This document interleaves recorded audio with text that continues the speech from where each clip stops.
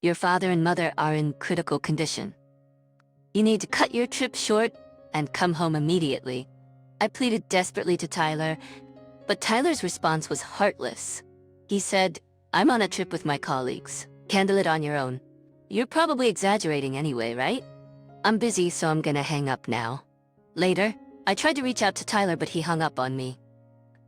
2 weeks later, when Tyler came home without any remorse, I spoke up. Both their funerals are over, I told him. What? Tyler froze with a puzzled look on his face. What do you mean by both their funerals? Are you trying to play some sick joke on me? He asked me frantically. It's not a joke. Didn't I call you 2 weeks ago that your father and mother were critically ill? I answered Tyler's question, but why so suddenly? Tyler was at a loss for words. My name is Jessica Atkins. I'm 56 years old and a full-time homemaker. I used to work in the administrative department of a major company, but I left the job when I got married. I met my husband Tyler during college. When I became a college student, I joined the tennis club. The reason was simply because a friend invited me. I had never played tennis before. I just wanted to have fun and make friends. That was the feeling when I joined, but reality was different. At that time, Tyler, who was the head of the tennis club, was a strict guy, aiming for national tournaments. For Tyler, it didn't matter whether you had experience or not. It was all about skill. Every day, Tyler would relentlessly serve the ball during practice, and if you couldn't return it, he'd berate you. Being a novice, I couldn't even make contact with the ball using my racket, and Tyler would scold me for it. Jessica, are you kidding me? You're just in the way. Go pick up the balls or something, Tyler said, effectively kicking me off the tennis court. I felt so humiliated by Tyler's insults. I was always relegated to just picking up balls, barely ever holding a racket. Out of sheer frustration, I practiced my tennis swings in form even at home. Perhaps my hard work eventually paid off. One day, as usual, Tyler served the ball, but this time, I managed to powerfully return it. Tyler, seemingly having expected me to miss, stared in shock. But in the next moment, he exclaimed, Jessica, that was incredible! With the biggest smile on his face. It was in that instant that I unexpectedly fell head over heels for him. After that, Tyler continued to be strict, and I kept trying to keep up with his intense training regimen. And then one day, after some time had passed, it was at an evening out drinking with friends. In our group, we have a get-together once a month. The purpose is to deepen our friendships even outside of our group activities. On the way home from one of those gatherings, I happened to be alone with Tyler. Out of the blue, he confessed his feelings to me. I've fallen for you, Jessica. I want us to be together. I was taken aback. Tyler had never shown any signs of affection towards me, but I had feelings for him too. So I replied, I like you too. Let's give it a shot. That marked the beginning of our relationship. Tyler wanted to keep our relationship a secret from the club members so as not to affect the team morale. Still, I was so in love with Tyler back then, I was just happy to be with him.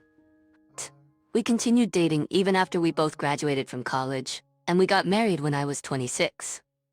At Tyler's request, I left my job upon our marriage. I'll always be by Tyler's side from now on.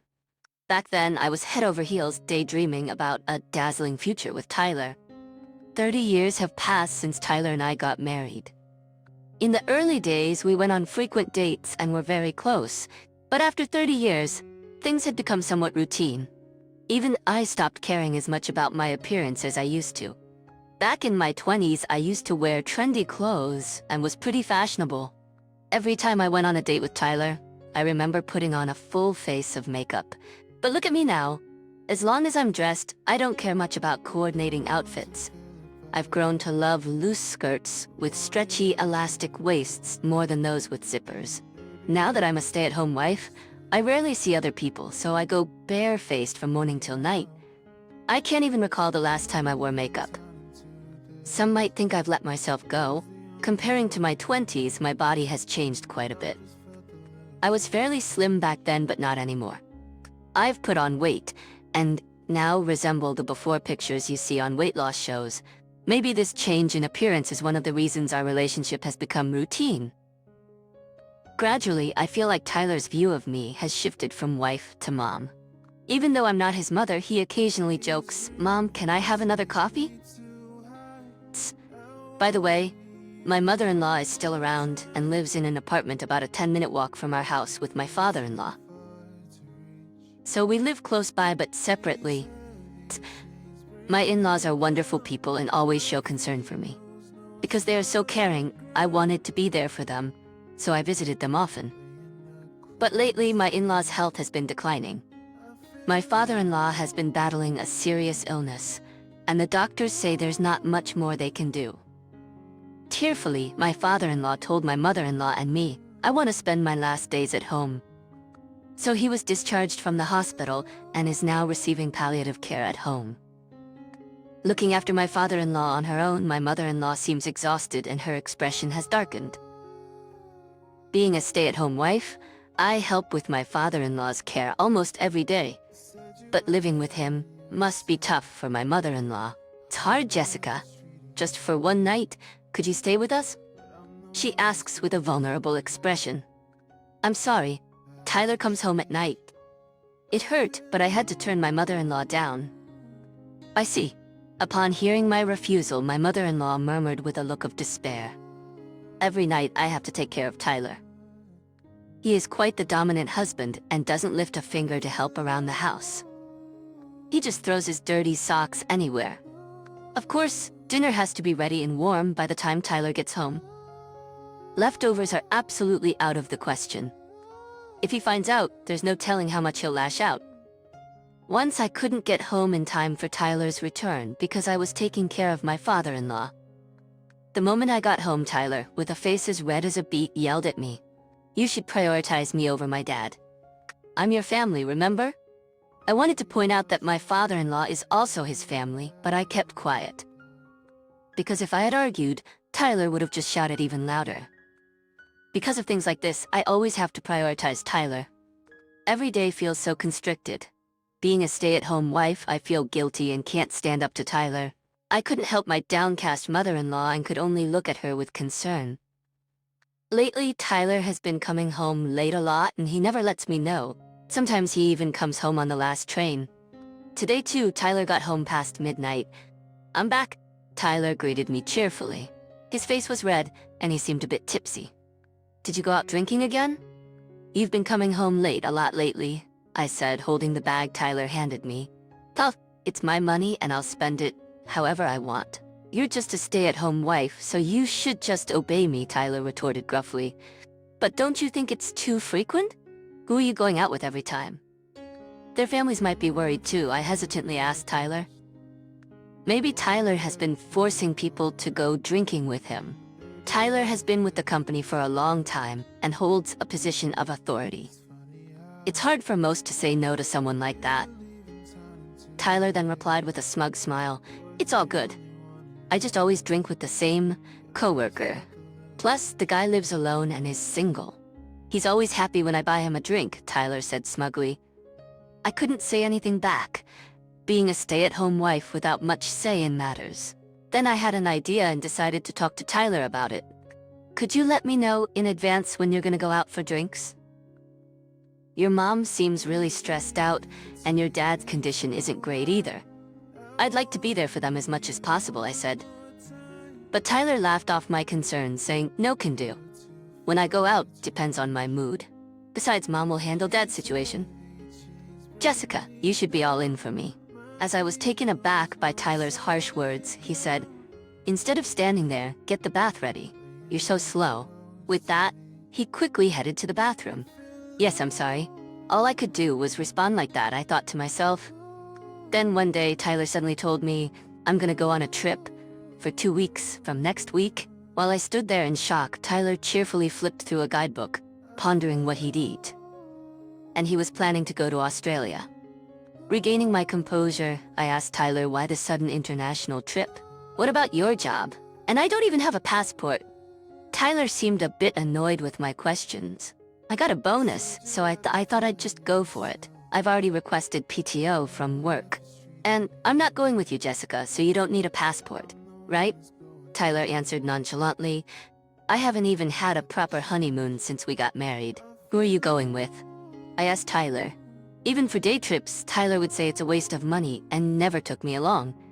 Now this sudden international trip? It seemed suspicious, I thought to myself as I stared intently at Tyler. Tyler retorted, "I'm going with a guy from work.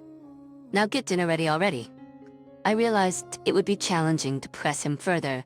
Tyler probably wouldn't answer me if I continued to ask and might even snap at me.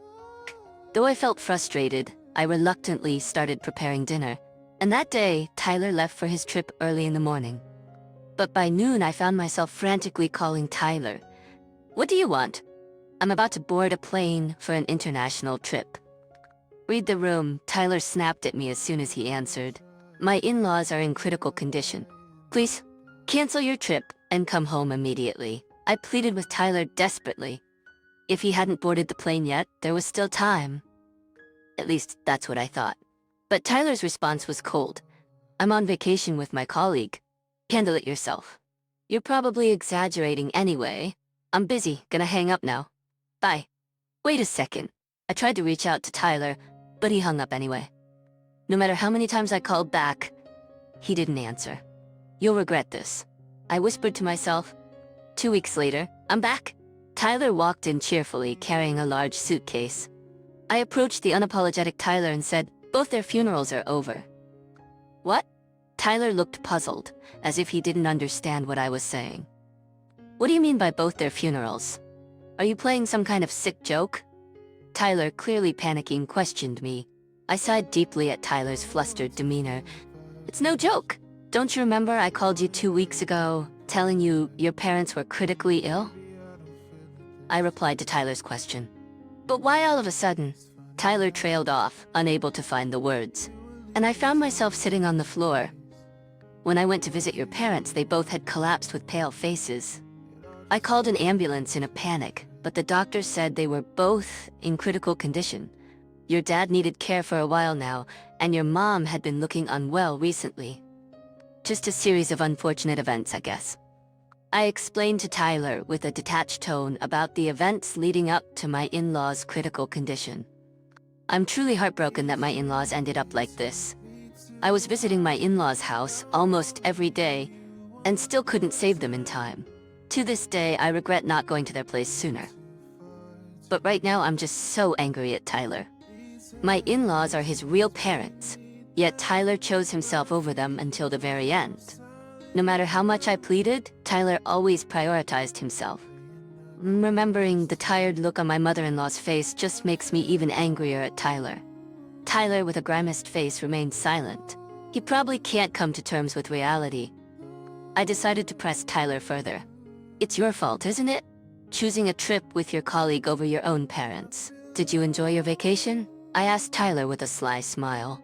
But Tyler just stayed silent. So I decided to prod a bit more. "Well, I guess a trip with your lover is fun, right? 2 weeks seems a bit long, though."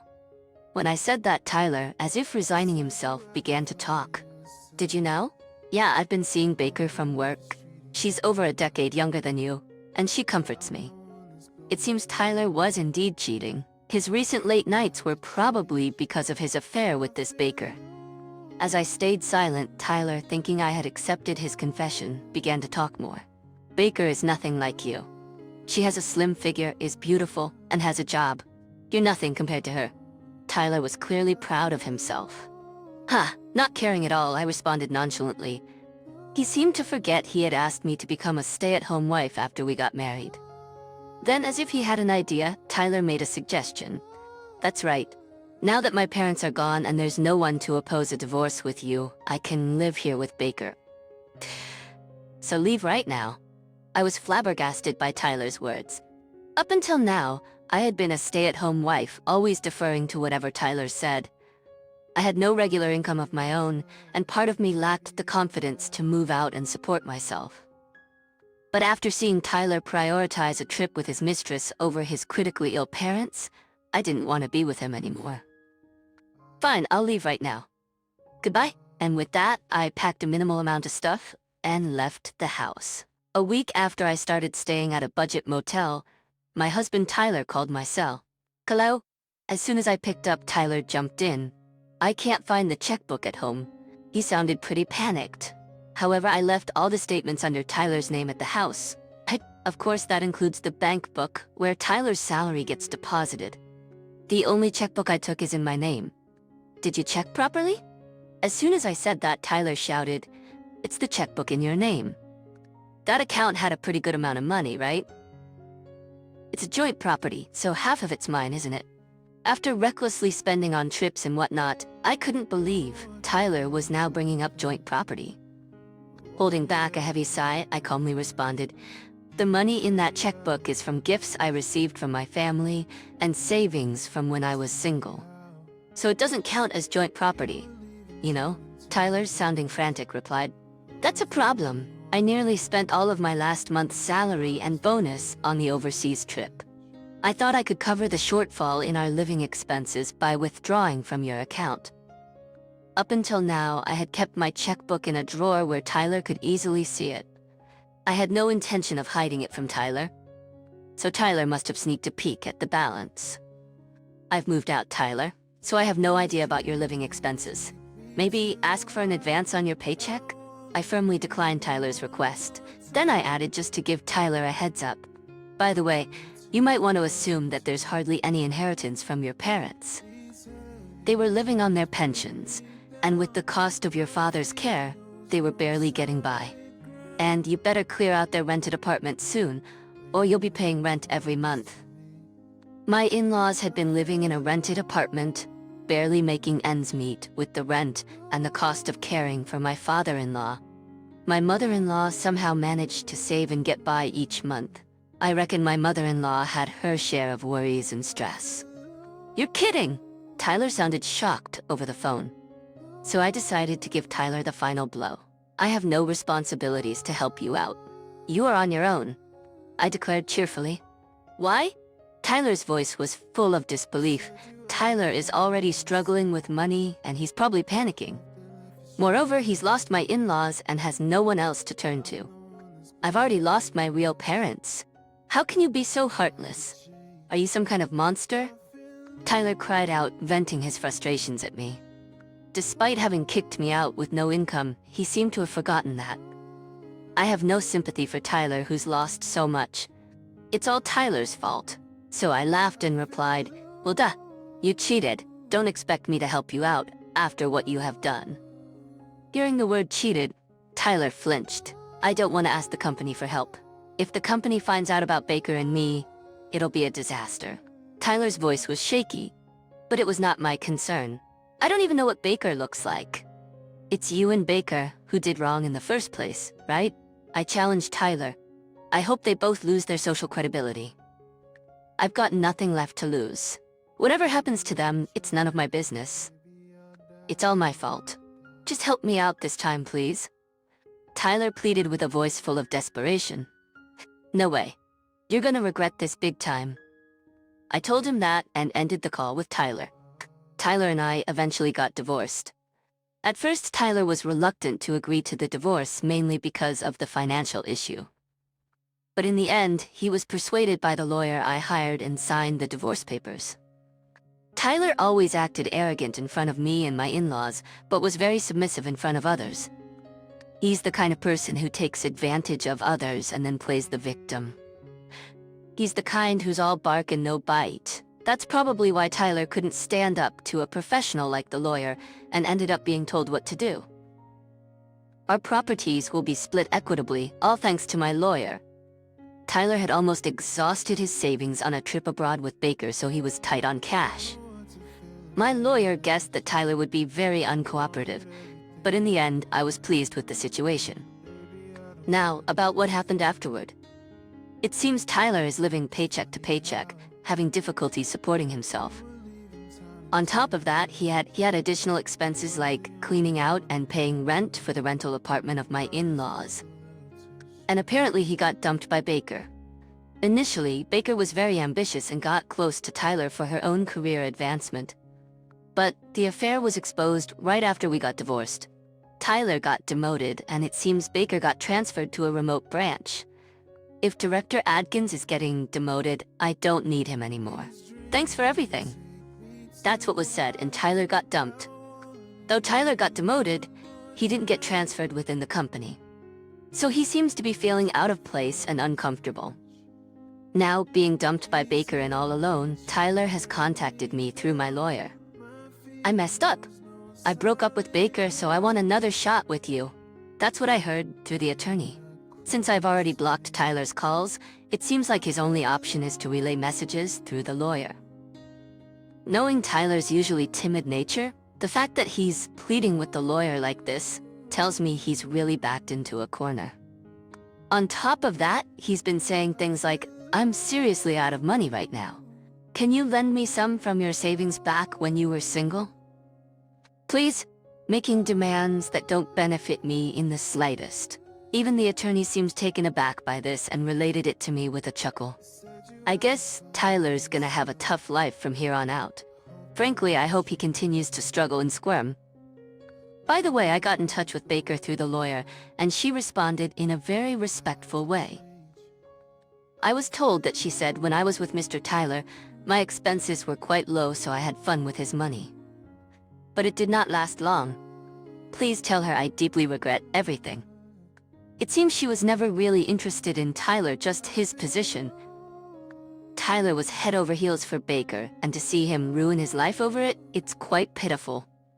Thinking of Tyler's misfortune made me smirk. Since then, I've decided to get back to work. Would you believe it, I took a part-time job at a convenience store. It's my first time in customer service, but it's surprisingly fun. I was initially worried about being on my feet all day, but once I started, time just flew by.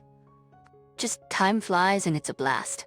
Besides working the register, there's also ordering products, frying snacks, and many other tasks involved in convenience store work. I even get to use my housekeeping skills for cleaning. I've been told by the manager that if I work hard, I could become a permanent employee. Apparently, there have been others like me who have successfully made the transition. Being in my 50s feels like being at the halfway point in life. When I got divorced, I initially thought my future was bleak. But even at this age, I'm discovering new things and having a great time. So I want to keep moving forward and looking ahead. That's how I feel right now. From now on, we are supporting my mom and sister. If you don't like it, then I'm going to divorce you. Why do I have to be kicked out of the house? I can't possibly agree with what my husband suddenly brought up, and his sister is an absolute monster. Living with someone like her would surely drive me insane. I tried everything in my power to avoid living together, but my pleas fell on deaf ears, and in the end he threatened me with divorce. But I'm not someone who gives up easily. Now that it has come to this, I want to understand his vulnerabilities and make him regret it. It seems he's hiding something from me, but if he thinks he can keep it a secret and have his way, he's sorely mistaken. My name is Linda Hernandez. I'm a 38-year-old working housewife, and we've been married for 2 years. We don't have kids yet, but we both want them soon. Ever since I graduated from a community college, I've been working full-time at a general hospital, but I've reduced my hours to undergo fertility treatments. Currently, I'm only working part-time in the mornings at a nearby private clinic, but I have concerns. The concerns that are troubling me. The worries that I'm holding on to are about the fertility treatment and my husband, Jake. I fell head over heels for Jake, who works smoothly in sales at an insurance company, and that led to our marriage. We both had a mutual desire to have children. A home filled with the laughter of children is so appealing, don't you think? I've always wanted kids, but I'm getting older. Don't be so disheartened. We'll have them in no time. Jake seemed to think that we'd naturally have kids without any effort, but reality isn't that simple. 2 years have passed, and there's still no sign of us having a child. I discussed the treatment with Jake, but his response was unexpected. Do we really need to go to a clinic? I mean, you hear about celebrities having babies in their 40s. Why not let nature take its course? I want to do everything possible. You said you wanted children too, didn't you? It's not like we're sick or anything, and it's going to cost money. We're going to find out whether there's an issue or not. And if you're worried about money, I'll pay from my savings.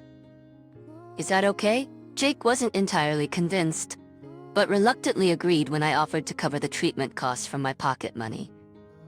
Fortunately, my parents also agreed to provide some financial assistance, which was a great relief.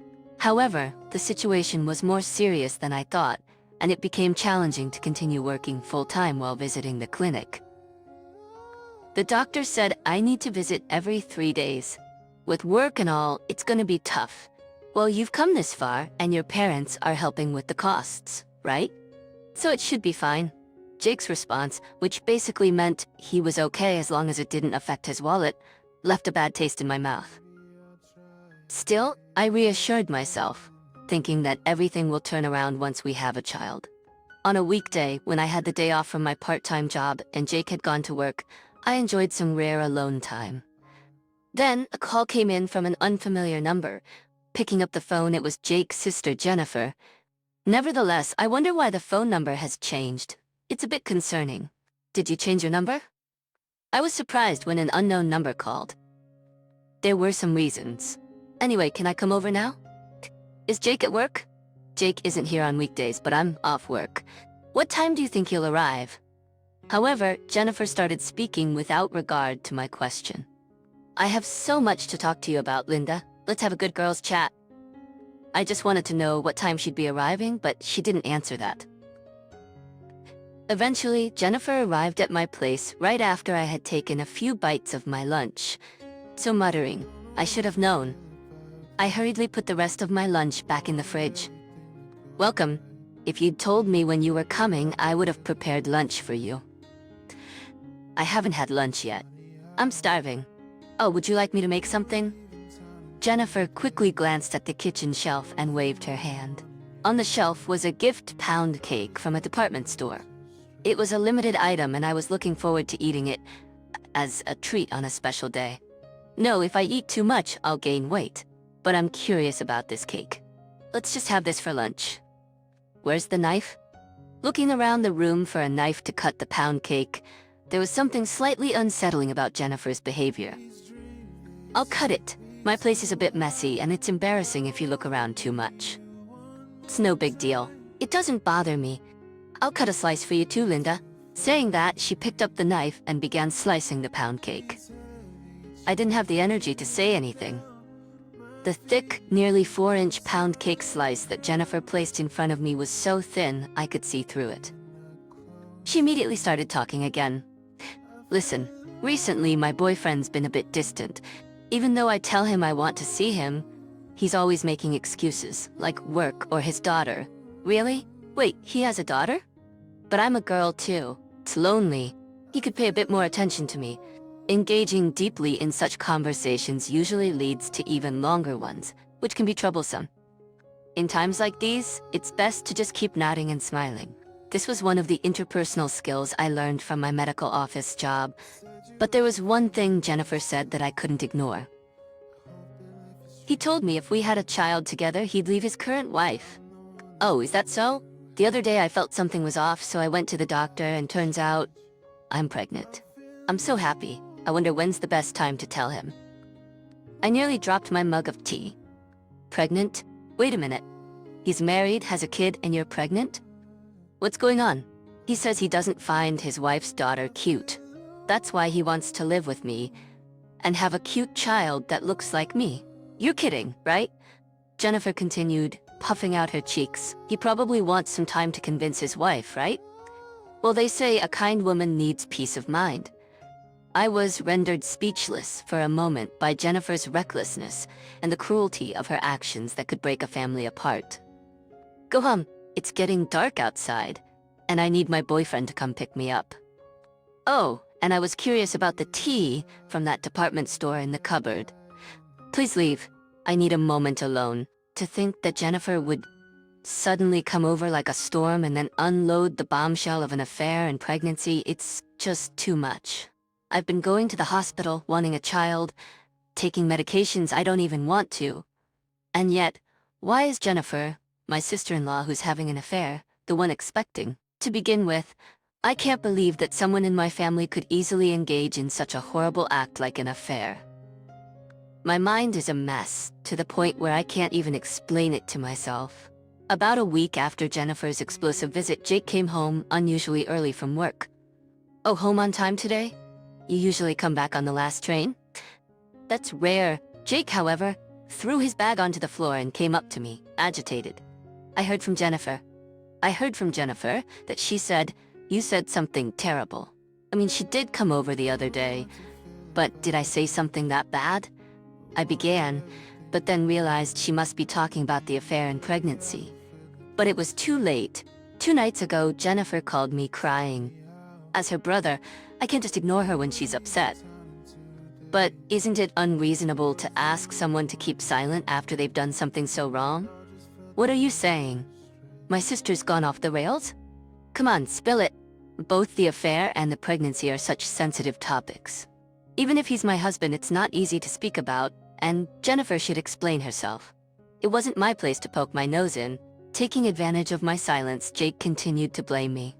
Let me guess, you're gonna say it's your hormones making you irritable. You always get emotional so easily.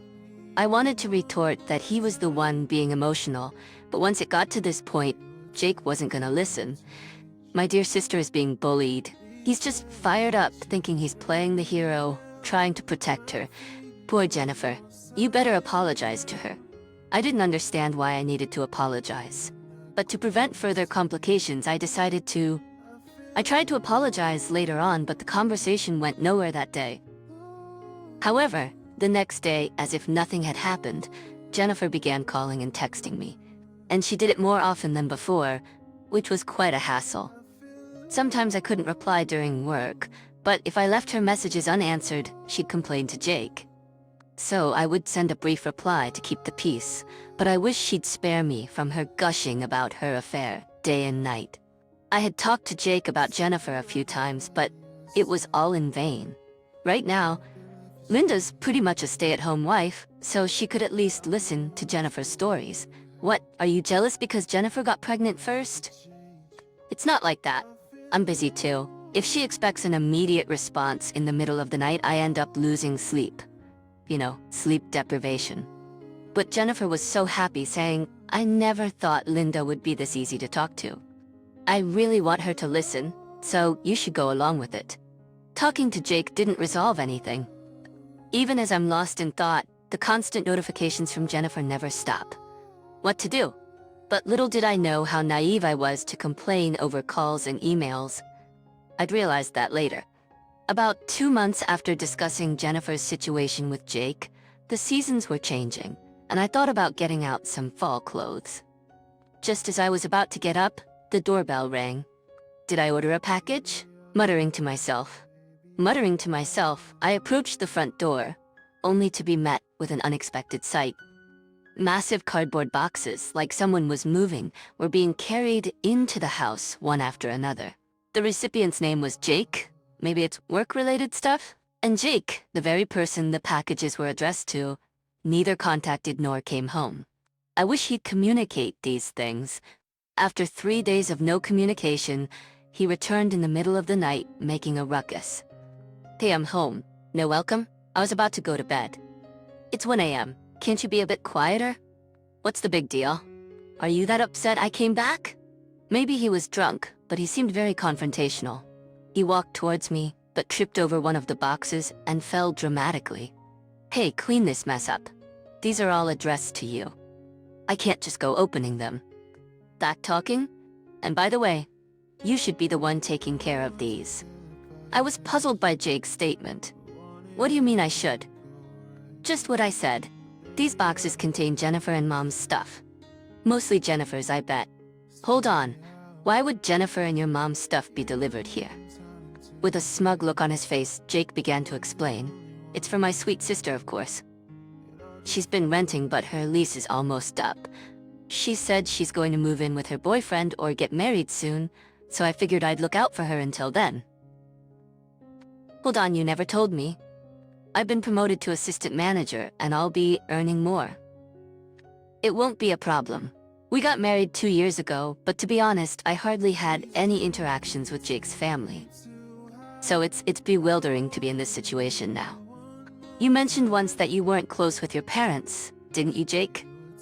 Well, there was a time when I found my family a bit too much to handle. But now that I've been promoted to assistant manager and making a bit more money, I figured now's the best time to help out my folks and support my younger sister. You're suddenly talking about living together. Are you sure about this? It'll work out. Plus, we've got a spare room, and if we use your room for storage, the four of us can live together. What's the problem? He sounded like he had it all figured out, but I wasn't entirely convinced. Moreover, Jake talked about supporting Jennifer until she got married, but I wondered how much of Jennifer's story he really knew. From what I've heard, their versions don't quite match, and it gave me an uneasy feeling.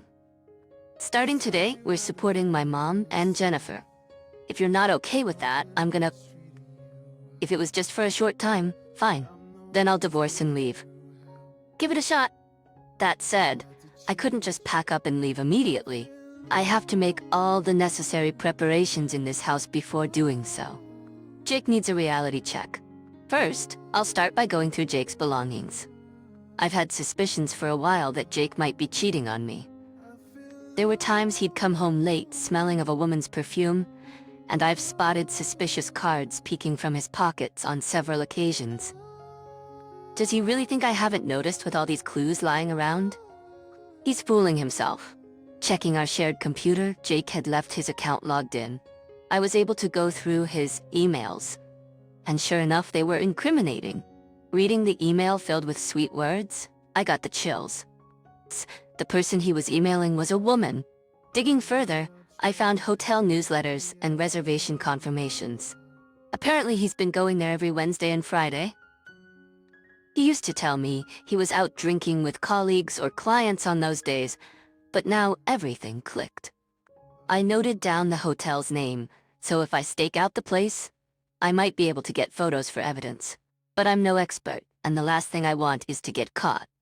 I'll have to think of a foolproof way to tail him and gather evidence. Jennifer seems to be coming over to the house in 4 days. But before that, while investigating Jake's affair, I've decided to also check out Jennifer's movements, just to be on the safe side.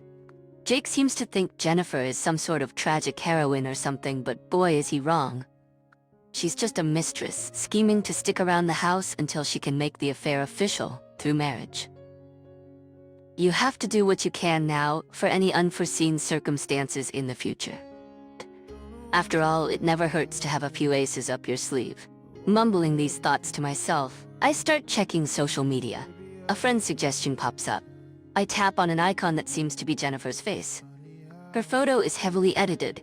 The shape of her face and the size of her eyes are completely different, but it's unmistakably Jennifer. Browsing through Jennifer's page, I see photos and posts that lead me to an unpleasant truth. You've got to be kidding me. Most of Jennifer's photos are those hint photos suggesting she's in a relationship. But what caught my eye was a man's belongings in the background. Something familiar.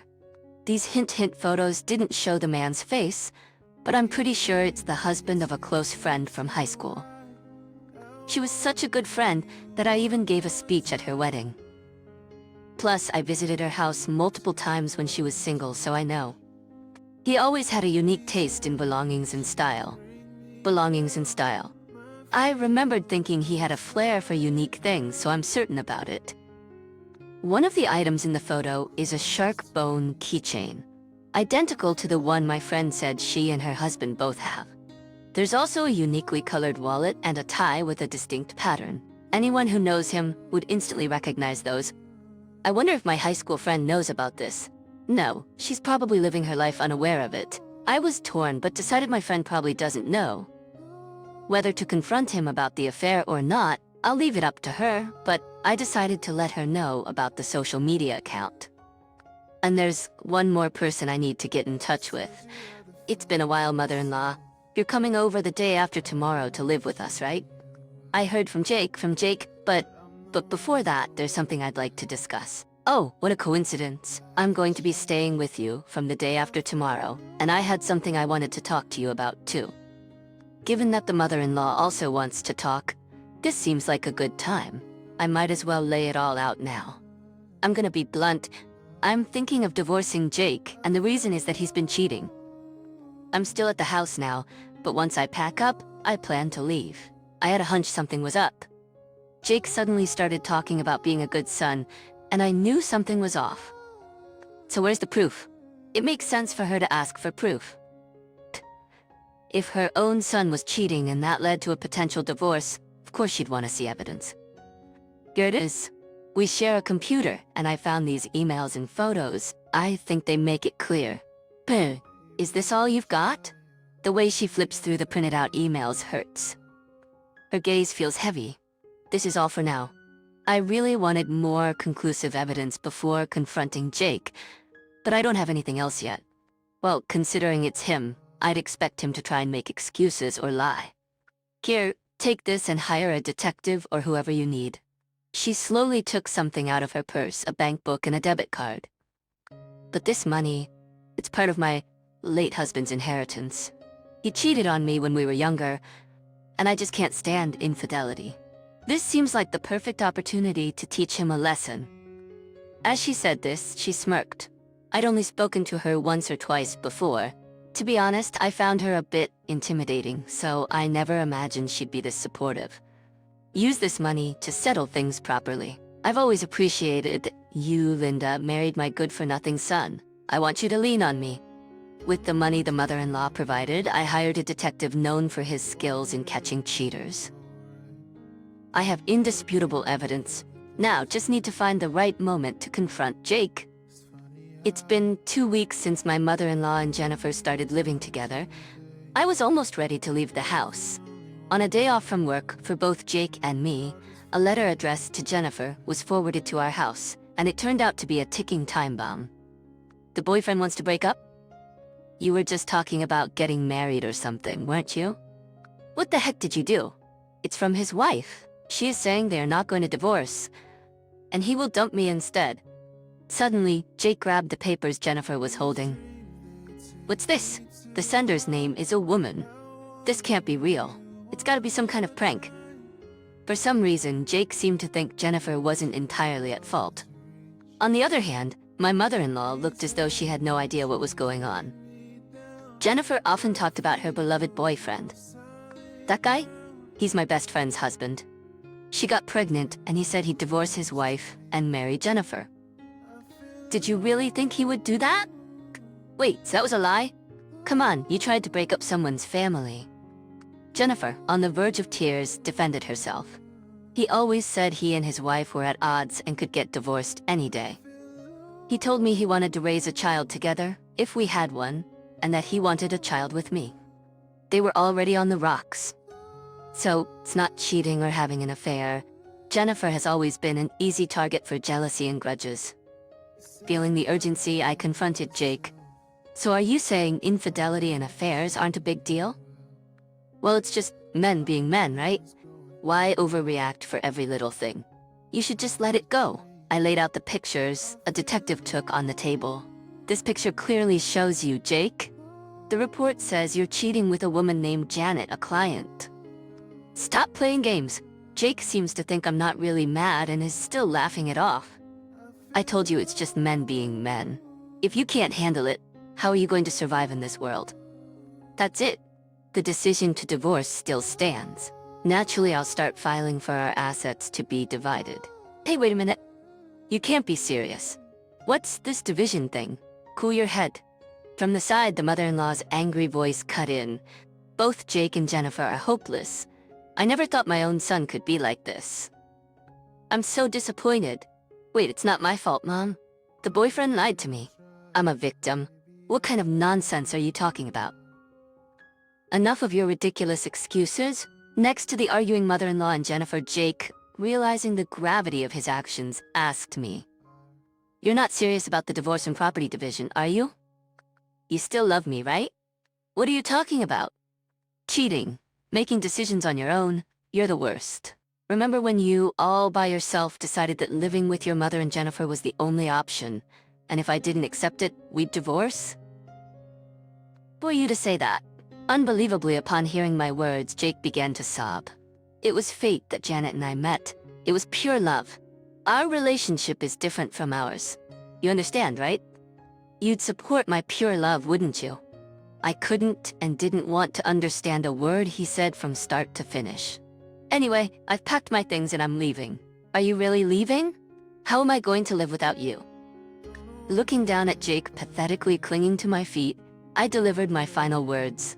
Not my problem. Expect the divorce process to begin soon. Deal with it. In the end, with the involvement of a lawyer, I smoothly got divorced with Jake and filed for our assets to be divided equitably. Although my ex-mother-in-law had lost her husband earlier, she's in good health and has started living on her own for the first time. I got a message from her saying that she's really enjoying her new life, diving into hobbies and other activities. Rumors have it that Jennifer got pregnant from an affair. You can't keep a secret for long, so it was bound to come out. In the end, she got fired from the agency she worked for. The rumors of her affair spread, and she became labeled as trouble everywhere, making it difficult for her to find employment. Moreover, Jennifer's affair partner chose to reconcile with his wife and child, essentially my best friend, leaving Jennifer behind. One day, Jennifer found out where I was and aggressively confronted me. Did you tell his wife about us? Were your well wishes for my happiness a lie? I never said I wished for your happiness. I can't forgive anyone for having an affair, especially since she's my best friend. I can't stand by and watch my best friend suffer. That's all. You're the one who's meddling. Jennifer tried to grab me, but luckily we were in a crowded mall and a young security guard intervened, preventing any harm. By the way, both of them seem to be trying to lean on my ex-mother-in-law in various ways, but she seems to be rejecting them. Jake got dumped by the woman he was cheating with and, under stress, got hooked on slot machines. He was avoiding complying with paying me the property settlement, so I had to request court intervention. I requested the court to enforce the divorce settlement. Rumors of our divorce and his non-compliance spread throughout Jake's workplace. His workplace took the situation very seriously. Despite Jake's good performance, he was demoted to a less important department due to his behavior. In this new department, which is often referred to as a sidelined room, he reportedly has nothing to do all day and is just a burden to the company. I have successfully divorced Jake and am now thoroughly enjoying my single life. I once dreamed of having a child with the man I loved, but that is all in the past now. I need to make sure I earn well. Plus, I am dating with the intention of marrying. Our lives, both personal and professional, are fulfilling. He is a male nurse who was hired midway through his career, very soft-spoken, and it is really relaxing to talk to him. He is an amazing man who wants to spend his life with me, even if it means not having children. I want to decide my own happiness as I move forward in life. My first impression upon seeing my sister-in-law for the first time was that she was an extremely charming person with striking features. Nice to meet you. My name is Catherine. But just when I thought I wanted to get along with her, that feeling quickly faded in the next moment. Who is this old lady? Is she my brother's wife's mother? The atmosphere became tense when my sister-in-law not only interrupted my greeting, but also referred to me as an old lady. From that day on, my days became hellish. My name is Catherine Johnson. I am just an ordinary 30-year-old housewife. 4 years ago, I was a career woman, totally engrossed in my job. Not to brag, but I was quite popular at the office. I achieved many accomplishments and was admired by my subordinates, superiors, and clients alike. My husband Bob was one of them. Bob and I would often meet since we dealt with each other's companies. The start of our friendship was at a party with Bob's company, when he initiated a conversation with me. It seems my reputation had reached Bob's company as well. According to Bob, he wanted to see for himself if the rumors about me were true, so he decided to join the business meeting with me. At first he was skeptical, but as we worked together, he fell in love with my strong character and way of life.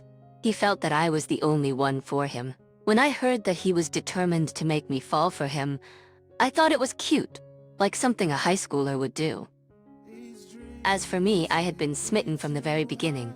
You see, Bob had such striking features and was incredibly popular among women. Embarrassingly, Bob was just my type, so I had a secret crush on him. We were business partners, so I kept a certain distance. However, after Bob asked me out on numerous dates, we dated for a year and then got married. Our married life was smooth and every day was blissful. Every morning, while I was preparing breakfast, Bob would wake up with a gentle look on his face and say, "Good morning." and give me a warm hug. It became our daily routine. Despite being older, his childlike behavior always tickled my maternal instincts. Furthermore, Bob and I have never had an argument. And why would we? Bob never gets mad. When I accidentally broke a plate he cherished, he was more concerned about me than the plate.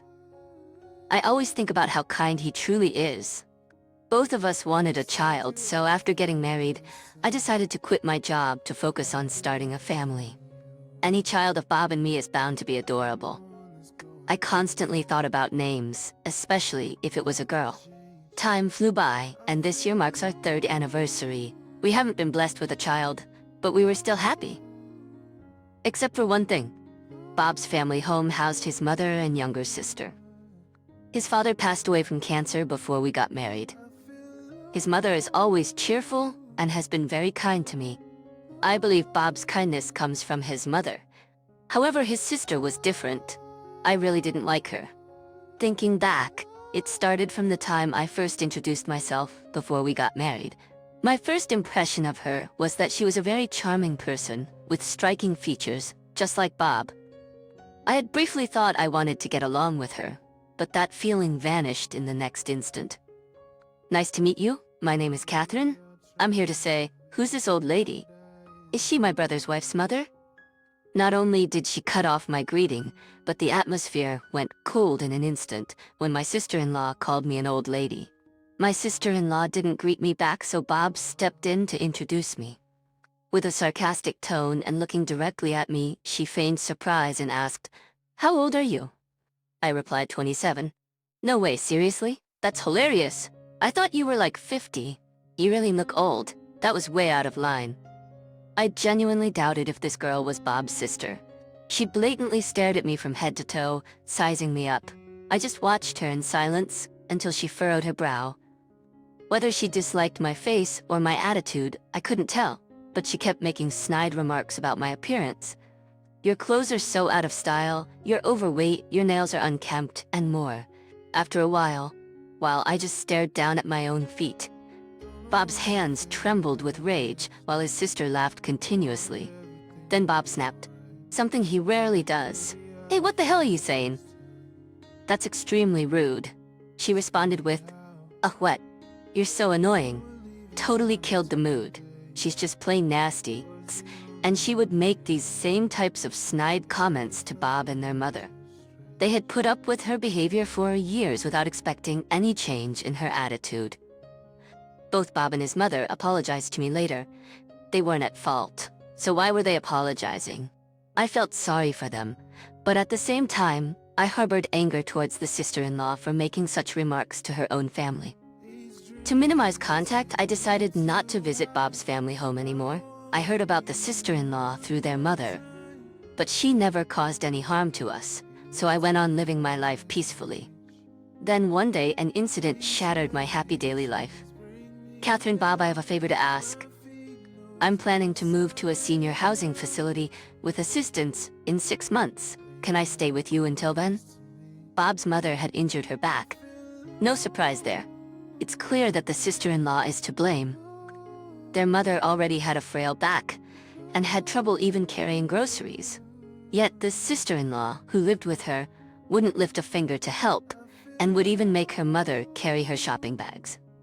That's the level of her selfishness. It's inevitable that the mother's health would deteriorate. I just can't understand why the mother doesn't just kick her out of the house. Is it because she's her daughter? Maybe, no matter how bad the child is, a mother's love knows no bounds. I'm all for living with the mother. But that's only if it's just her. If we live with her, it means the sister-in-law comes with the package. Accepting it was the last thing I wanted. But I was concerned about the mother's health, so I felt I had no choice but to accept the sister-in-law moving in too. Just as I had expected, living together was hell. From morning to night, the sister-in-law would only spew venom, especially at me.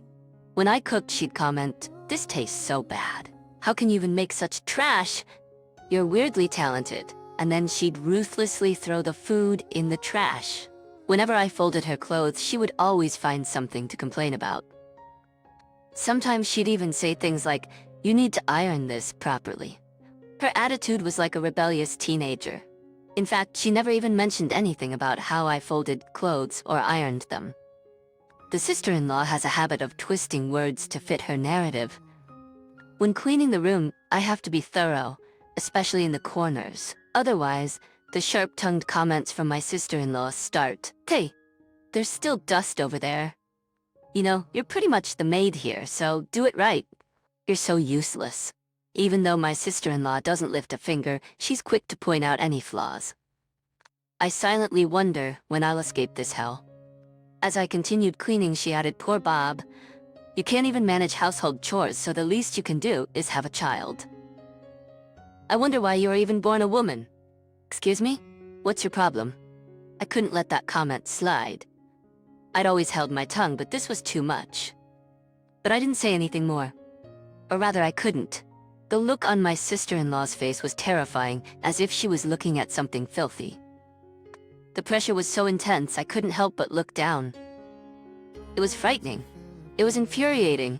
All these feelings were swirling inside me, and all I could do was hold back the tears. Then my sister-in-law left the room, laughing smugly. One day, my sister-in-law came home in a great mood. When my mother-in-law asked why, my sister-in-law eagerly began to brag. Apparently, her boyfriend had proposed. She boasted that he's tall, handsome, and earns a high income. She immediately approached me and brought up my inability to have children. While I'm on top of the world, losers like you should fulfill their roles as women by having kids. She laughed at me with that familiar mocking tone. It was shocking. She didn't have to say it in front of Bob and my mother-in-law. Bob got angry at my sister-in-law's comments, but she wouldn't listen. Suddenly, I felt nauseous. With tears in my eyes, I rushed to the bathroom. From behind, I heard her say, "Pathetic!" But I felt so sick that I didn't care. From the living room, I could hear Bob and my sister-in-law arguing. My mother-in-law was beside me, patting my back, and said, "Children are a blessing. It's up to you and Bob to decide the pace." She comforted me with tears in her eyes. I wished from the bottom of my heart that my sister-in-law would get married and leave as soon as possible. On another day, after a routine visit to the OBGYN, I decided to take a detour on my way home. There was a popular flower shop nearby that was always bustling. I was thinking about buying some flowers when an old colleague, Steve, called out to me. Even though I've left my old job, Steve still looks up to me. We occasionally chat on text, discussing work matters. It's been 3 years since we last met. We chatted for a bit, and he told me he's going to marry his girlfriend soon. They have a date planned later that day. I was curious about why Steve was at the flower shop, but it soon became clear. Seeing Steve talk so happily about his girlfriend made me smile too. Realizing it was time to go, Steve picked out his flowers and went to pay. While waiting, I browsed the flowers, deciding which to buy. When Steve returned, he had 2 bouquets in his hands. He handed one to me as a gift. "This is for you," he said. "It's baby's breath." The flower's meaning is gratitude and happiness. "I've always been grateful for you, Catherine. Please continue to be there for me." Saying that, Steve headed toward the train station. Gratitude and happiness, huh? Never having chosen flowers based on their meaning, I thought Steve was a warm-hearted person. I hurried home. I wanted to tell my husband about today's events as soon as possible. When I got home, my sister-in-law wasn't there. Seems she had gone out. I placed the baby's breath in a vase and prepared dinner with my mother-in-law. It felt peaceful and joyful to have some time, just the 3 of us, after so long. With my sister-in-law gone, my mother-in-law was watching her favorite TV show that starts every day at 7 p.m. That night, I told my husband about the day's happenings, and we both went to bed with smiles on our faces. The next day, my sister-in-law came home in the morning. She had a bouquet of roses in her hand, which she suddenly threw at me. She said, "Put these in a vase," and then went to her room. I tried to put the thrown bouquet into a vase, but most of the flowers were broken or the petals were torn, so they ended up in the trash. I wondered how roughly she had handled them. I began to feel sorry for my sister-in-law's boyfriend. On closer inspection, I recognized the wrapping of the bouquet. After changing into her house clothes, my sister-in-law started talking again. "Hey, I'm bringing my boyfriend over this Saturday. Make sure you dress decently, okay? Honestly, I wouldn't even want him to see you in your usual tacky outfits. Her words irked me, but the thought that my time with her would be short brought some relief. On the appointed day, Bob and I were out shopping because my sister-in-law had asked us to. My mother-in-law texted to say that my sister-in-law's fiancé had arrived in our absence. She probably didn't want me to meet her fiancé. When we returned, the living room was bustling. When I went to greet them, my sister-in-law glared at me, and I accidentally made eye contact with the fiancé. After a brief mutual gaze, my sister-in-law, seemingly disliking it, said, "Don't just stand there. The tea's gotten cold, go get a fresh one." Her fiancé tried to help, but she stopped him. My mother-in-law mentioned the beautiful roses and baby's breath in the vase, to which my sister-in-law made a snide remark. "Why is your flower and the one I got from my boyfriend in the same vase?" "It's awful. Separate them or throw them out. Your flower is colorless and not cute at all." She took the baby's breath from the vase and dropped it onto the floor. As I served the refreshed tea and placed the baby's breath in another vase, my sister-in-law's taunts continued. Apparently annoyed by my silence, she deliberately spilled the tea I had poured, staining the floor. The floor we had just cleaned with my mother-in-law that morning was now stained brown. From my viewpoint, I could see my sister-in-law's nervous fidgeting. She looked quite agitated. Bob brought a cloth and helped me wipe the floor. "Bob, you don't have to get dirty for her. Come on, let's sit and chat." The atmosphere was tense. Did my sister-in-law not realize that her words were backfiring on her? Her fiancé, who had been observing the situation, tried to defend me with his words. But of course my sister-in-law wasn't having any of it. "Why are you defending her? You should only be looking at me," she exclaimed past the point of no return. "Isn't she your sister?" her fiancé asked, seeking clarification. In response, my sister-in-law uttered her usual demeaning phrase, "Nah, she's just the maid here." "So it's okay." My mother-in-law tried to silence my sister-in-law, but as expected, it was to no avail. She just went on and on with her usual nasty comments. Once she was done ranting with a satisfied look on her face, her fiancé looked straight at her and said something. "Let's break up." "What?" Steve was livid. No wonder, after all, he was the Steve. I kinda guessed that my sister-in-law was engaged to Steve. The bouquet of roses my sister-in-law brought home was the same one Steve had bought just the other day. Catherine is a senior colleague at my workplace, someone I respect, and who is kinder than anyone else. And about that baby's breath flower you said wasn't cute, I sent it to Catherine. Sorry for my bad taste. Wait a minute, I had no idea you two worked together. My gleeful sister-in-law began to panic. Just because you didn't know, you think you can mock him? I've always heard about you being so mean, but Catherine isn't like that. Steve's words finally hit her, and she realized the consequences of her actions. Steve's gaze was cold. My mother-in-law looked down, while my husband stood by my side, glaring at my sister-in-law. Everyone in the room looked utterly disappointed in my sister-in-law. Seeing this, my sister-in-law looked at me with wide eyes, begging for support. "This isn't a joke, right? Tell me it's not."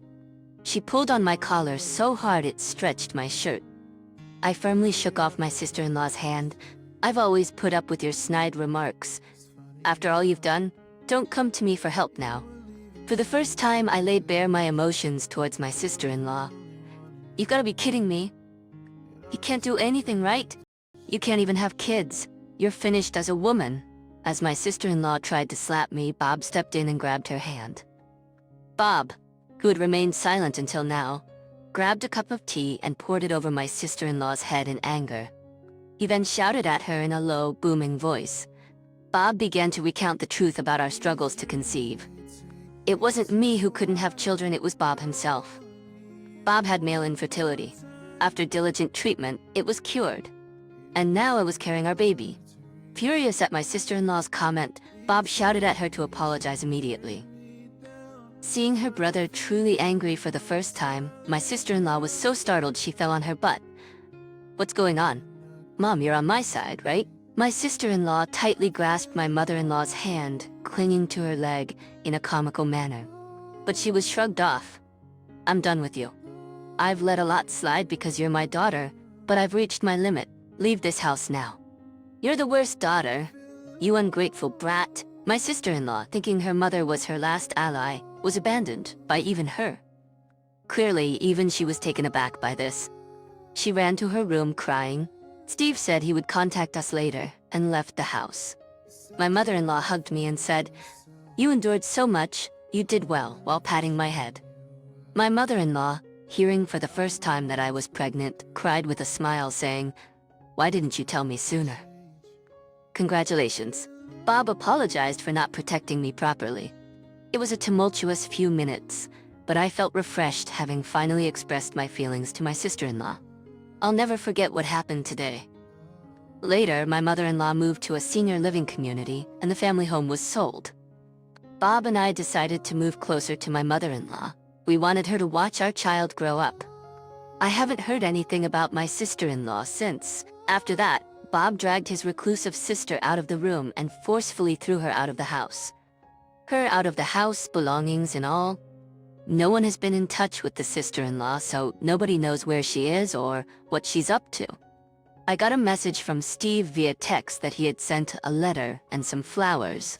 A bouquet of baby's breath had just arrived in the mail. I put the bouquet of baby's breath into a vase and started reading the letter. "Catherine, I'm so sorry for my late response. How's you been feeling? Congratulations on your pregnancy. It was such unexpected happy news that it even made me happy." The letter went on to discuss his relationship with the sister-in-law after that incident.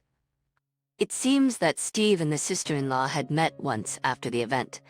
This was because it later came to light that the sister-in-law had been two-timing. Steve found out when the other man she was seeing contacted him. Since then, he's cut ties and they're no longer in touch. If they had gotten married, he would have surely regretted it. The letter was filled with his gratitude. I should be the one thanking Steve, but he really is a sincere young man. I truly hope he finds happiness. The end of my sister-in-law who bullied me relentlessly was unexpected. Through these events, I realized how one's actions, good or bad, come back to oneself based on how you treat others. I hope my child will be filled with compassion and understanding. Daddy always buys me candies. I couldn't believe my kind husband, who cares so much for our daughter, would do something like this. At this point, I was still unaware of the true meaning behind his overtime work. My name is Natalie Thompson. I am 36 years old. My husband Ken and I have been married for 6 years, and we have a 4-year-old daughter. I am a mother, but also a surgeon. I have been busy with my work since we got married. Ken, aware of my busy schedule, said, "Let's work through this together." And so we got married. Later on, we were able to have a child. I went back to work shortly after our daughter was born. I wanted to watch our daughter grow a little more, but my job was so demanding that I couldn't take much time off. Despite my busy days, I don't think I've neglected my daughter, and I believe I've given her plenty of love. I think Ken is very supportive when it comes to parenting. He makes time to play with our daughter, and even when I'm not around, he can almost perfectly handle bathing her and getting her dressed. Our 4-year-old daughter loves her dad. Ken has his own job, and it must be tough for him, but since our daughter was born, he has been very considerate of my busy work schedule. I have some late nights at work. Even when I'm home, I often have to work. Still, Ken always tells me, "Don't overdo it. I'll take care of our daughter." I took comfort in Ken's words, but I didn't know yet. I couldn't believe that my kind husband was doing something like this. Our daughter attends daycare, and I usually drop her off in the morning, while Ken, who has a more flexible schedule, picks her up. Since she has been going to daycare since she was a baby, she has many friends. She even says she wants to go to daycare on her days off. She enjoys it that much. What I looked forward to the most each day was hearing stories about my daughter's day at daycare after I got home from work. She would tell me stories about playing with her friends at daycare, like building sandcastles or racing to the park. And she would always talk about her time with Ken as well. Today, Daddy and I went shopping for dinner. She always seemed so happy when she talked about it, which made me feel warm inside. I couldn't be more thankful to Ken, who is doing such a great job with our daughter. I had never heard Ken mention having to work overtime before. His company, being relatively large, seemed to encourage employees to leave work on time. so Ken rarely came home late. But one day, he texted me saying he had to work late and asked if I could pick up our daughter. Fortunately, I was able to arrange my schedule that day and picked her up instead of Ken.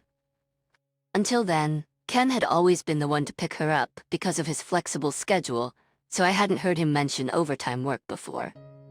I thought maybe he had been managing to adjust his schedule all this time even when it was difficult. At the time, I didn't think much of it. When Ken came home, I asked him, "Have you been adjusting your schedule to pick up our daughter even when you're busy?" After a brief pause, he replied, "It's been a bit busier lately. Ken has a managerial position, so he has a lot of responsibilities." I told him, "If I can arrange my schedule, I'll pick her up, so let me know if you're having a tough time." My husband just said thank you and played with our daughter. After telling him this, he gradually started asking me to pick up our daughter more frequently. I thought it was unavoidable due to work, so I explained the situation to my workplace, arranged time to pick up my daughter, and asked my mother at home to help until I finished work. This went on for 2 months. Eventually, I couldn't take time off every time, so I asked my husband if there was any other way.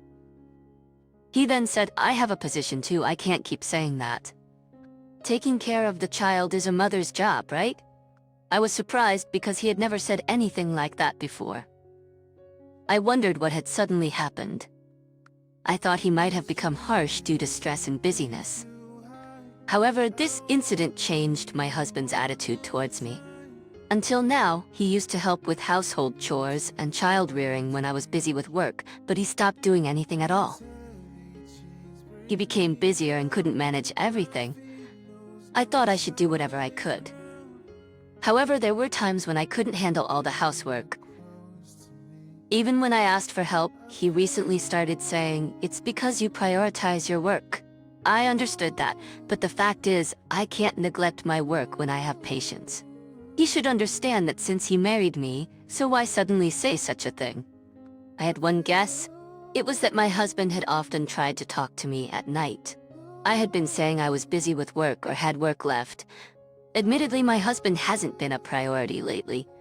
I'm busy, and since our daughter was born, I haven't felt that way. If I have time for my husband, I'd rather rest, to be honest. I hadn't realized that this was the reason I was coming home late. Lately, my husband often said he would be late because he was busy at work. I thought it was unusual after so many years, but I couldn't say anything because I had relied on him too much. However, we have a daughter, so we have no choice but to cooperate. I told my husband that I didn't need him to pick up our daughter every time, but I wanted him to make time somehow.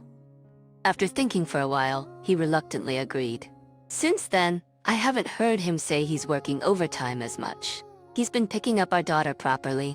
I felt bad for putting all the burden on my husband, so I told him to adjust within his limits. He just said he understood. However, his attitude towards me remained the same. I wondered why my husband's attitude had changed, but it didn't take long to find out. One day, I was able to finish work earlier than usual. That day, there was no message from my husband saying he would be late due to overtime, so I was a little excited to spend time with my family. My husband usually buys ready-made meals or quickly prepares food. I always rely on my husband, so I decided to cook homemade food after a long time. I wanted to make a lot of their favorite dishes. I was desperately thinking about the menu on my way home. It was time for my daughter and husband to come home, so I finished shopping for dinner and hurried home. Today, I can get home early and listen to my daughter's stories slowly. My daughter, who always wants to help, will probably want to cook together. I was excited. After my daughter went to bed, I thought about having a drink with my husband. I opened the front door with such thoughts. I checked if my daughter and husband had come home, but I felt something was wrong. For some reason, the shoes were arranged differently than usual. I thought my daughter had lined up the shoes I had forgotten to put away. I cautiously looked at the shoes in the entrance again and saw my daughter's and husband's familiar shoes. So far, everything was normal. But there was also a pair of shoes with a design that young girls would like. Why are these shoes at our house? Before I could understand what was happening, I hurried into the house and went to the living room. When I quietly opened the living room door, my daughter was eating snacks and watching TV alone. Ah, welcome back, Mom. You're early today. What's going on? My daughter was watching TV alone, as if it were a regular thing. I asked her without understanding the situation. And home, I saw Daddy's shoes, but where is Daddy? Daddy is working with someone from his office in the room upstairs, so wait by watching TV. Hearing that, I got goosebumps. From the shoes at the entrance, and my daughter's words, I could somehow sense what was happening. No, but it's impossible. Would my husband, who cares about our daughter, do such a thing? I went upstairs, trying not to think too much and holding my breath. And then, I confirmed that there was some noise coming from a room. I hesitated for a moment, but then I forcefully opened the door of that room. My head went blank and I felt like I couldn't breathe. There I saw a sight I didn't even want to imagine: my husband and another woman. Hey Natalie, what are you doing here? It's not, what are you doing here, is it?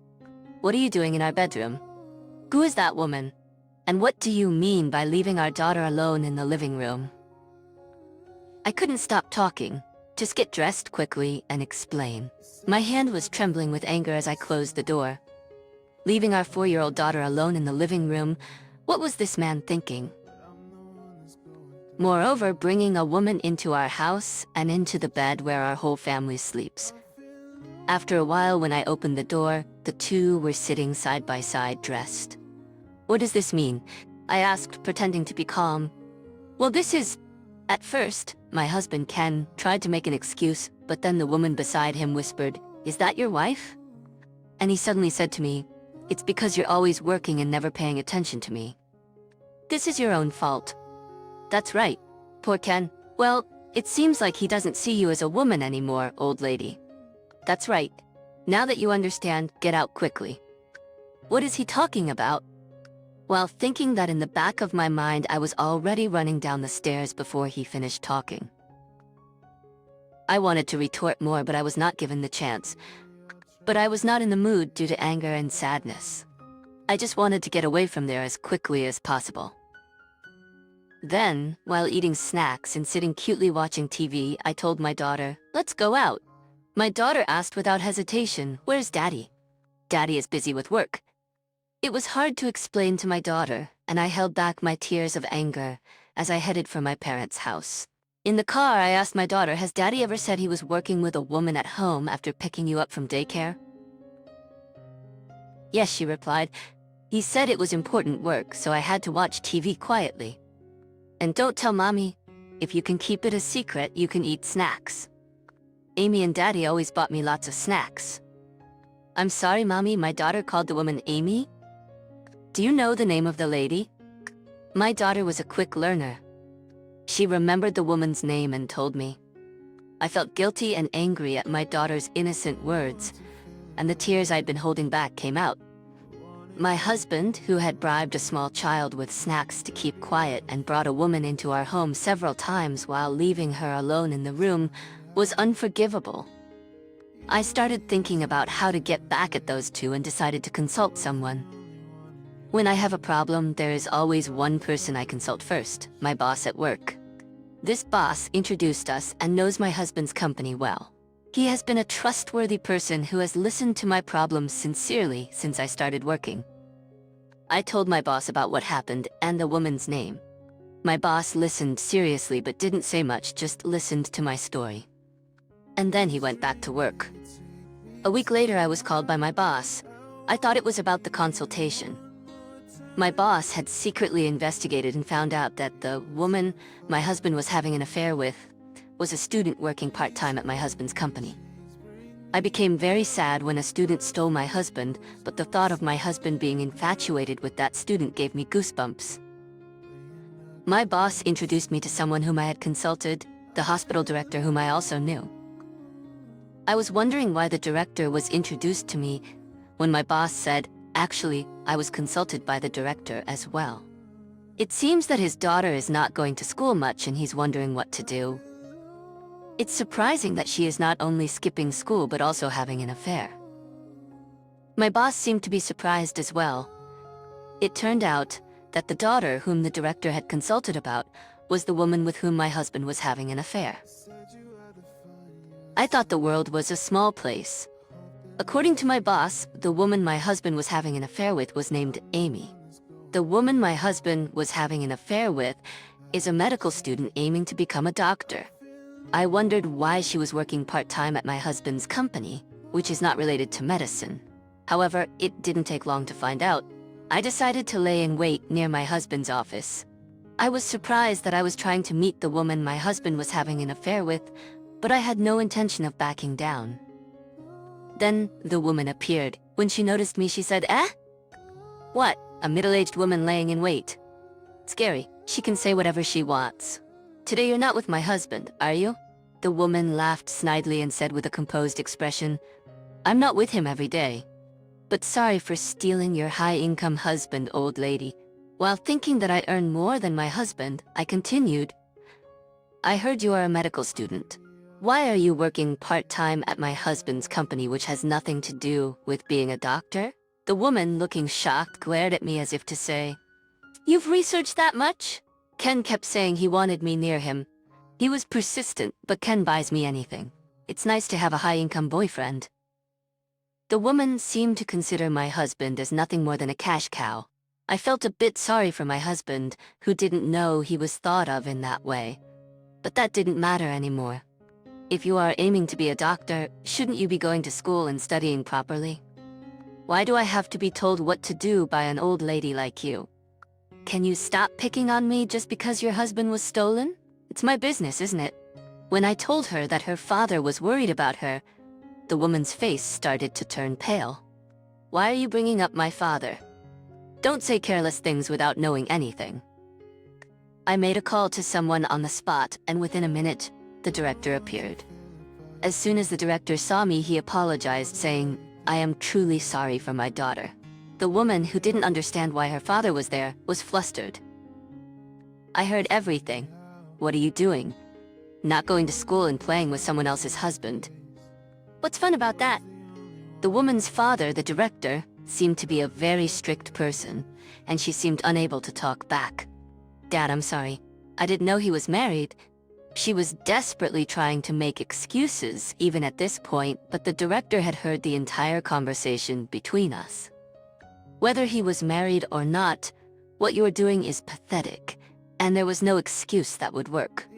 Afterwards, the woman, who couldn't say anything to her father, was taken home by the director. I had planned this day with the director immediately after my boss introduced us. When I told the director about my husband, he held his head in his hands, saying, "I am truly sorry for my daughter. I can't believe my daughter is doing such a pathetic thing." And then he said, "I will scold my daughter properly, so please demand compensation or anything you need." I once thought that it would be unreasonable to demand compensation from a student, but considering the director's feelings, I decided to demand it properly. I returned home after a month. It seems that my husband is feeling down, maybe because he lost contact with the woman he was having an affair with. During this month, he did not apologize to me at all, only contacted me about our daughter. He probably thought I would come back eventually, and waited carelessly. I have been preparing for divorce this past month. I am also considering taking a significant amount of money from both of them. Of course, I will make my husband pay child support. I placed the business card of my divorce lawyer and a settlement document regarding child support and property division in front of my husband. I remember reading somewhere that it's good to prepare a settlement document to make sure you get paid properly. It said that if you do not get paid, you can take legal action. I have lost trust in my husband due to this incident, and I thought of getting revenge by being thorough. I consulted with my lawyer multiple times and created the settlement document. When my husband saw the business card and settlement document, he quickly said, "I don't want a divorce."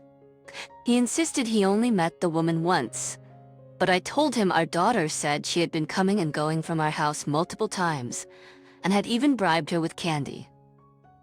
Do you believe what a 4-year-old child says more than me? That's impossible. I trust Mindy more than you. I won't forgive you for belittling Mindy just because she's a child. It seemed my husband was angry that I believed our daughter more than him. No matter what I said, he insisted it was only once, so I presented a recording I secretly made when he met the woman. You met Amy behind my back and even recorded it? I didn't know you had the courage to do such a thing. He seemed to be belittling me, and he was confident that the woman wouldn't say anything bad about him. However, when he heard the woman referring to him as a cash cow, he was shocked. He was in love with her. Unable to make excuses, my husband bowed his head in silence. I said firmly, "I don't want to waste any more time on you, so sign the settlement document, quickly." Reluctantly, he signed the document. Later, I visited my boss, who had advised me, and reported the situation, expressing my gratitude. My boss told me that when I mentioned the woman's name, he recognized it and immediately understood the situation. Thanks to my boss, I was able to get a divorce. Afterward, the divorce was finalized. I demanded money from both my husband and the woman he had an affair with. The woman he had an affair with, I got custody of our daughter. My husband, who loves our daughter despite what he did, begged me to let him see her until the end. But I firmly refused, not wanting my daughter to see a man who had a relationship with another woman while leaving her behind. My husband was disheartened, but he couldn't afford to be down because he had to work hard to pay child support. It seems that the woman was scolded severely by her father after that. Her father found out she was neglecting school and getting involved with men and told her, "Can someone like you handle a job where you are responsible for people's lives? If you are serious, retake the entrance exam." He also told her to drop out and repay the tuition. It seems the woman is working hard to earn money to pay back her father for the tuition and my consolation money. As for me, I am still busy, but I make sure to spend quality time with my daughter and I feel fulfilled. I'm totally loving this room. Hey, can we rearrange the living room? Of course, this is your castle now, Michelle. The eldest son and his wife are quite giddy in their high-rise condo overlooking lush green hills and a bustling city. It might seem like a delightful scene, but it's the exact opposite. That's because this is the house where I, the younger sister, live with my parents. Don't go rearranging things without asking. Are you still planning on living here, Meg? 40 years old and still a leech? Jobless loser, get out. I looked to my father for support, expecting him to scold my eldest brother and his wife. But instead he said, "Man, I'd love to live with a young wife too." In that moment, something snapped inside me. I was done with my arrogant brother, his annoying wife, and even my dad, who was head over heels for her. All right then, take good care of mom and dad. So you're finally moving out, huh? Don't want to see your depressing face anymore. Leave today.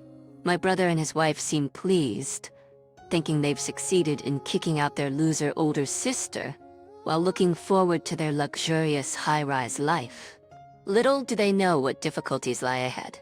My name is Meg Roberts. I'm a 40-year-old single woman. I live with my aging parents, helping with household chores and taking care of my dad. I do mostly remote work, except for the occasional business trip. I've long been troubled by my difficult father and brother. My dad has always been a philanderer, spending most of the money on himself, so we've always struggled. And because of that stress, my brother Alan has been abusive towards me since childhood, always making me cry. My misfortunes continued into adulthood. I entered the workforce around the same time my dad got injured and couldn't work anymore. Bad things happen in threes, and just around then, Alan stole our savings and vanished. My already frail mom had to work multiple part-time jobs while taking care of dad, so I stepped up to help. Nights when I couldn't make it home from work, I'd stay overnight at the office and then rush home to assist in caregiving. That's how my grueling 20s went by. I often thought about running away, but if I did, my kind-hearted struggling mom would be left alone to deal with it all. As much as I hated my dad, I couldn't leave my mom all alone. In my mid-30s, my income finally started to stabilize, giving me some financial and emotional breathing room. About a year ago, during a business trip to Idaho, I stumbled upon a wonderful new high-rise.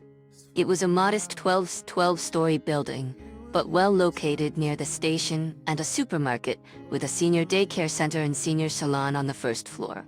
The building had excellent amenities like a gym and a spa, making it an ideal place to live for the long term.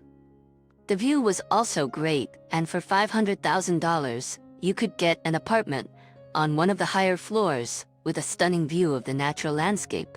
At the time, our old single-story house back in the New York metropolitan area was falling apart due to neglect over the years. I suggested moving to my mom, and she readily agreed. My dad was initially against it, but when he found out the high-rise was near a famous tourist attraction, he changed his mind. Probably just wanted to brag to his friends. We took the plunge and moved, and our new life started off well.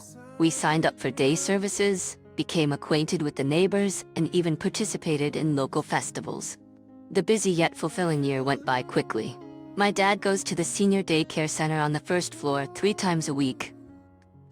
It's a facility that frequently organizes recreational activities, and the staff take him to hot springs and tourist spots. He keeps sending bragging postcards to relatives and acquaintances. It's a bit annoying that he's spreading the word as if he bought the high-rise condo with his own money, but since it doesn't cause any real harm, I let it be. My mom is making new friends at a senior salon and participating in community events and volunteering, which seems to be fun for her. It was also an ideal environment for me to work, and it seemed like I had finally achieved a calm and ideal life. However, the peace that had finally come to me was about to be shattered again. Alan suddenly appeared at the entrance of the high-rise condo with Michelle, the woman he had an affair with and stole from her husband. That day, the ominous sound of the intercom echoed. When I saw the figure on the intercom camera, my heart froze. "Hey, I heard from a friend that you moved. Dad, that's amazing. Where did you get the money to buy such an apartment?" It was Alan, my older brother, who had been out of touch no matter how many times I tried to contact him. Alan, with the top 2 buttons of his Aloha shirt undone, sunglasses on, and speaking in a thuggish tone. I asked him coldly what he wanted. "What do you want?" "Oh, it's you, Meg. I heard from a buddy that you quit your job years ago and hardly ever leave the house now, huh?" Being an old unemployed loser? That's pathetic. I still couldn't forgive this brother of mine. Because of this man, my mother and I had a tough time. However, if Alan had shown any signs of remorse, I would have been able to let bygones be bygones and treat him kindly. Instead, Alan mocked me, whom he should have troubled. I became even more resolute. "If you have no business here, please leave." "What? I came all the way here to introduce you to my wife." "Open up." Sure enough, there was a woman standing next to Alan. Honestly, I had a bad feeling about it, so I was reluctant. However, my mother said, "I don't know when we'll see him next, so I want to meet her," so I reluctantly unlocked the entrance. To my mother, he must still be her beloved son, no matter what. Alan, who barged into the room, sat down heavily on the sofa, as if he had forgotten about the money he had embezzled when he was young. "When did you get married?" "Today." When Alan embraced his wife Michelle, she boldly intertwined her arms. In front of her husband's family, for the first time, doesn't she feel embarrassed or think she should be polite? But there was something more concerning. "Michelle, you've only been divorced for 6 months?" "Yeah. I took her away from her boring ex-husband, who only had being serious going for him. Alan fought against the company to steal me away and escape. It was so cool."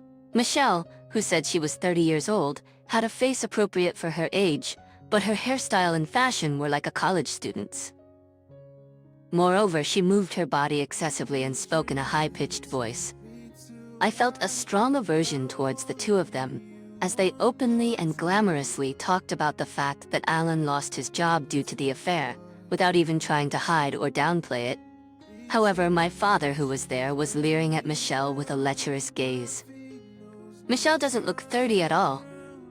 She looks so youthful, almost like she's still in her teens, doesn't she?" Ah, I'm so happy to hear that. Hearing Michelle's flirtatious voice, a cold wind blew through my heart. My mother was also stiffening her expression next to me. "This high-rise condo is very nice, but Mr. Roberts, did you take on a loan at your age?" My father answered Michelle's intrusive question with pride. "I paid in full, so I only have to pay $100 for the management fee each month. So financially stable. I couldn't take it anymore. I wanted them to leave as soon as possible, so I asked Alan, "When do you plan to go home?" "It's already evening, so we're staying here tonight." "What? It's a bit of a problem if you tell me suddenly. Didn't you book a hotel or something?" "I came back to my parents' house for a night."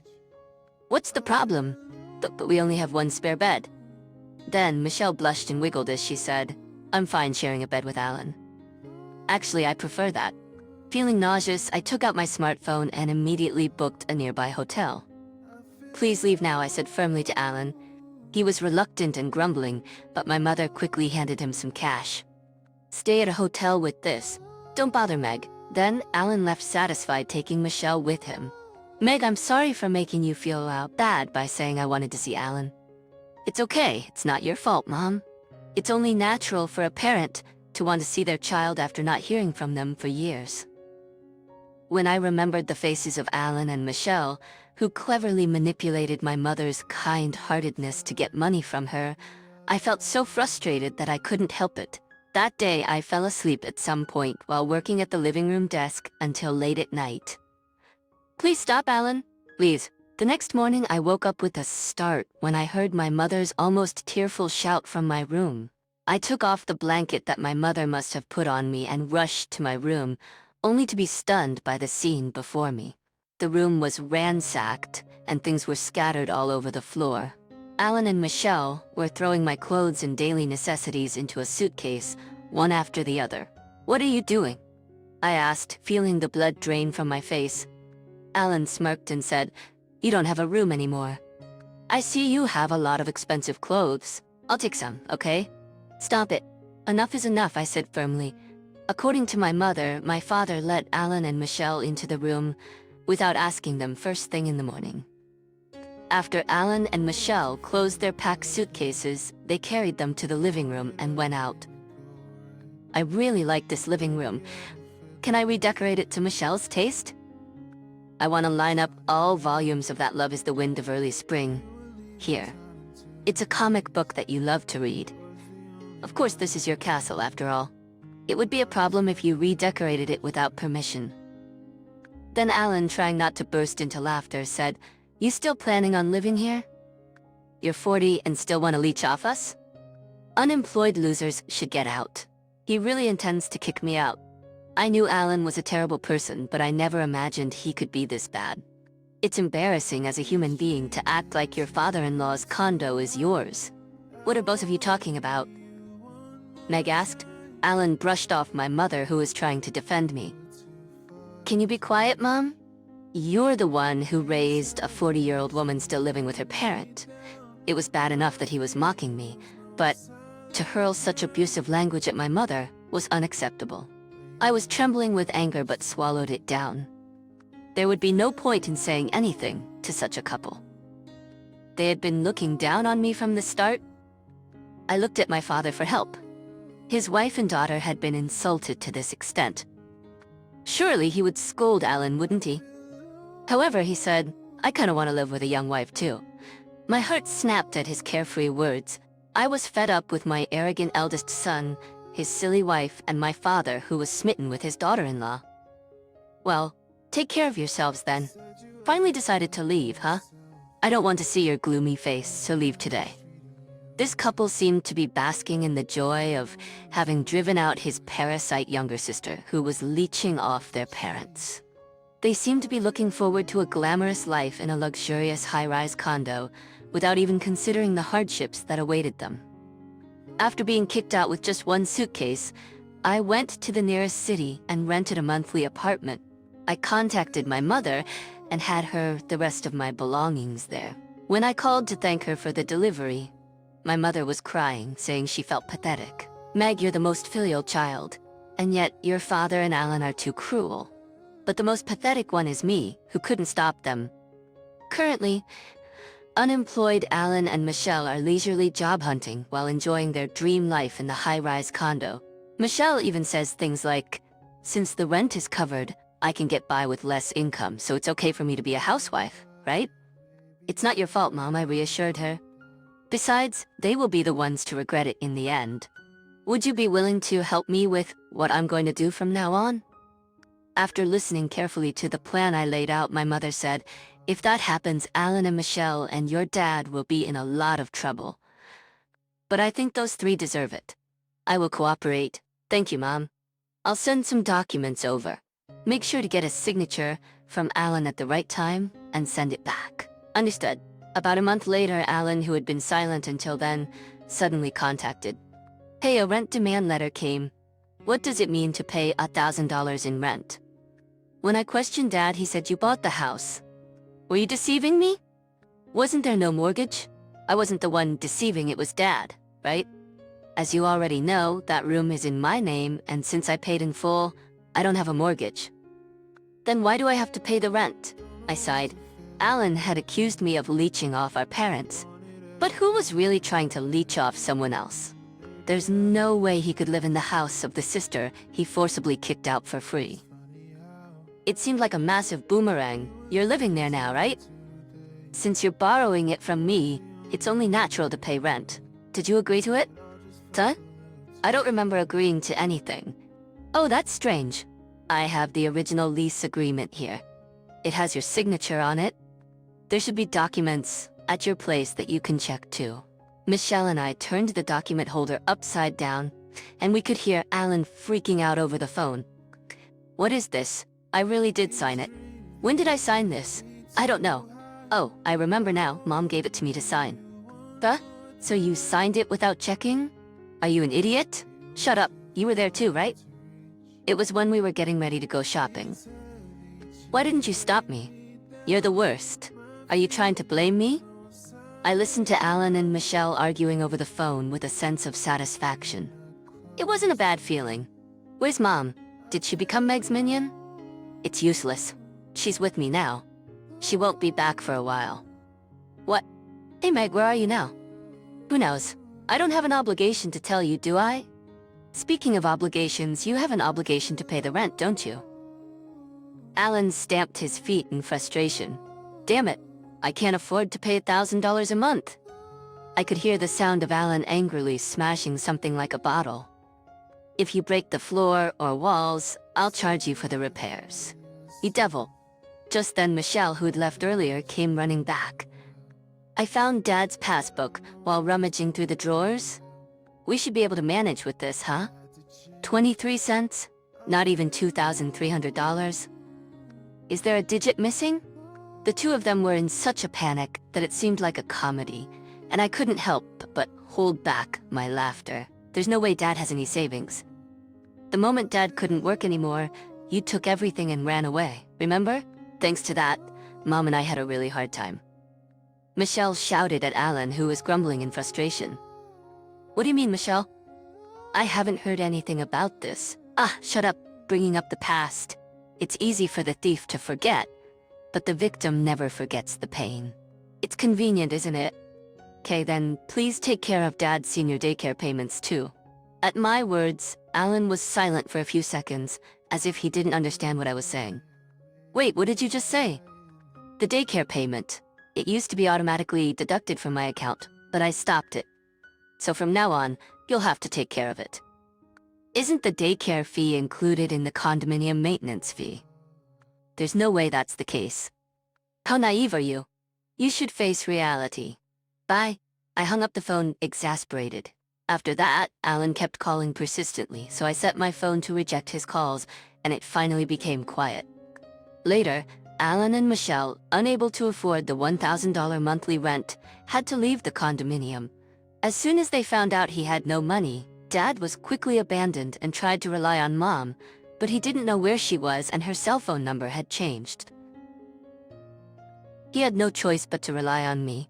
Please apologize properly for everything you've done so far, and correct all the lies you've been bragging about to your relatives in postcards. Write that you can live a good life in the condo, thanks to your daughter, me.